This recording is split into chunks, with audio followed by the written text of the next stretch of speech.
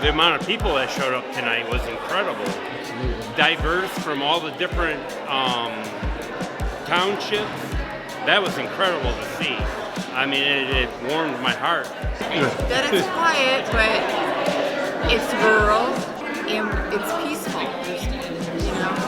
You know, we all have a peaceful 2 lakes, quiet, very little traffic, and to put a constant hum of a data center would really wreck us. You know, it would really disturb our life. The reason why my husband and I chose to come out this way, and we're in Monclova Township, is because we wanted to retire to a location where we had a lot of the ecosystem to enjoy, where we had historic region to enjoy, aesthetically, as well as just a healthy rural type community where everybody looks out for each other. The tight-knit, kind of small town, kind of almost like a Hallmark movie kind of town.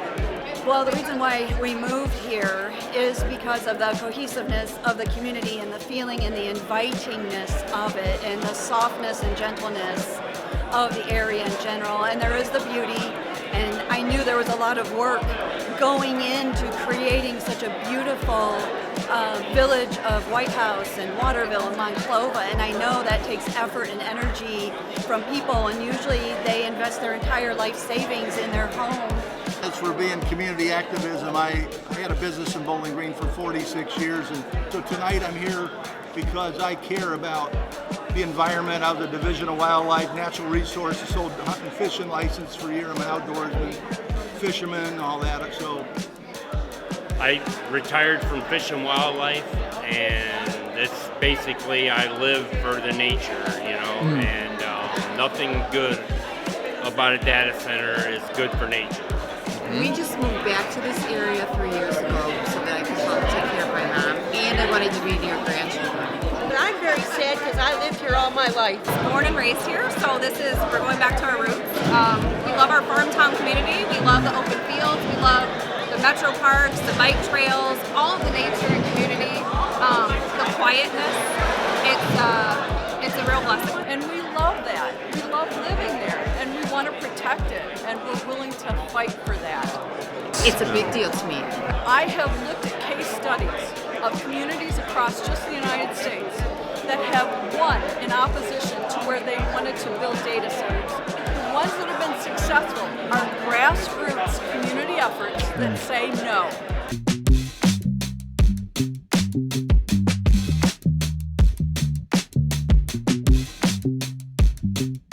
Sunk our savings into another house that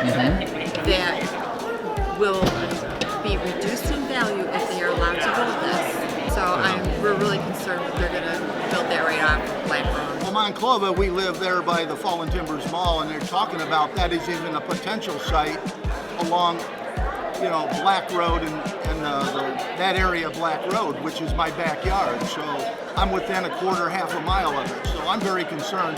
The noise level is probably my biggest concern.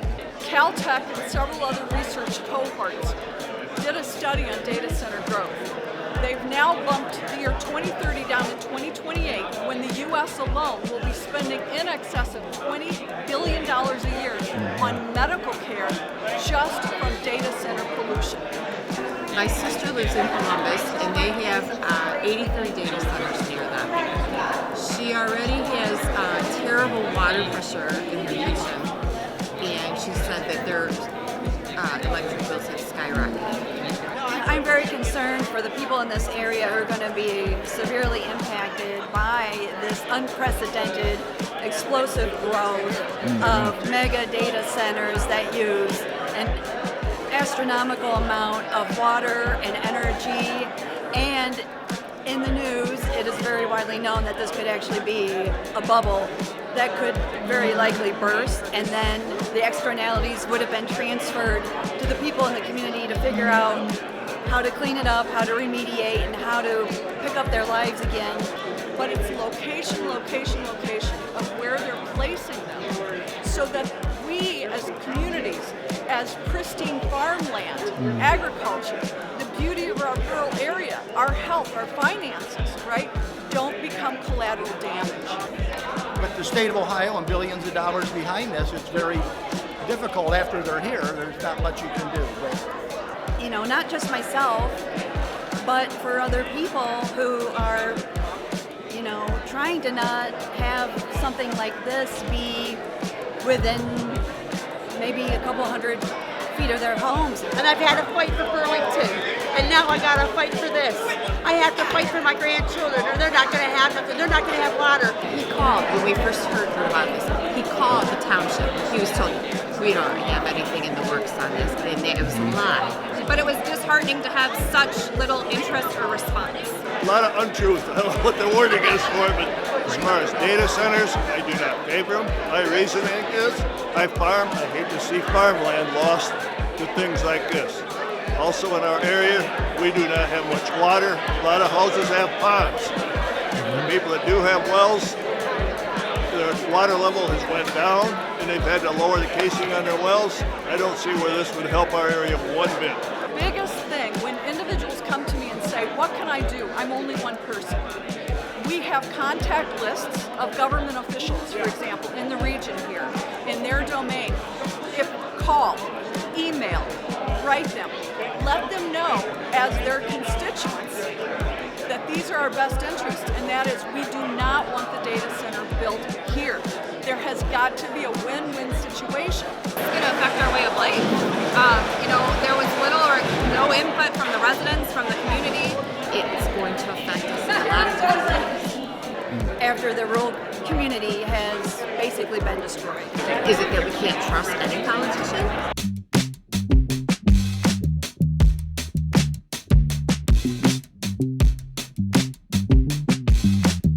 we really need to have representation of all four quadrants of the Anthony Wayne District, okay? Representation. I'll tell it like this. We're not against artificial intelligence. As a matter of fact, artificial intelligence someday, most likely, will help us find a cure for cancer, Alzheimer's, Parkinson's. I think the message is that they should be coming to us, the people that live there, the voters, and see how we feel about this, instead of this shady NDAs that they're signing. And then go to the zoning board meetings. I think we should start the zoning board, explain, we got to toughen our environmental laws and stuff like that, the code, make a more stricter code enforcement. But what's happening is, with this explosive growth of data centers across the country, there are not the checks and balances in place to protect communities, protect humans. What's happening is they're creating ill health in the community. Please listen to us. Consider what we're saying. I'm not anti-technology. I'm not anti-data center. I think that AI and what it generates do good. But we need to resource it responsibly, and we're not to that point yet where we know how to do it because it's such new technology. You know, please don't throw us under the bus, and sincerely ask your own conscience. Would you want to have a data center in your neighborhood, in your general vicinity, so close to you and so close to your children and family and friends? Just ask yourself that question and give us a simple yes or no. You know, I took on Bowling Green and we won one. It's the first time they ever had a referendum like that, so it can be done. I'm just telling people, it can be done. So we are looking at protecting our property values, protecting our health. Noise ordinance, you know, setbacks, buffers, all that, everything. I mean, it's complex. Runoff, storage of fuel. You know, we got a whole bunch of issues. So until the laws are written in that protect the citizens, the communities, our children, we're not able to do it right now. They're not here. They haven't made a plan, so we're proactive. Let's go on. Make an emergency out of it. Let's toughen it up. Let's start the discussion. It can be done. We're talking opposing it. We're not talking kicking the can down the road and just stalling the process, but truly opposing it. It's possible. I did a referendum, but community activism is important.